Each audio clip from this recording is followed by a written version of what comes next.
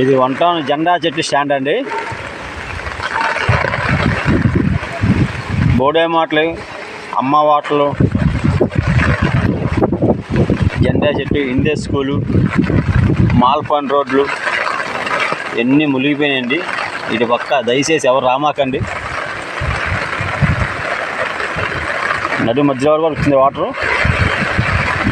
చాలా ఇబ్బందిగా ఉంది. దయచేసి ఇటు పక్క ఎవరైనా రాదాకా ఆలోచించమాకండి.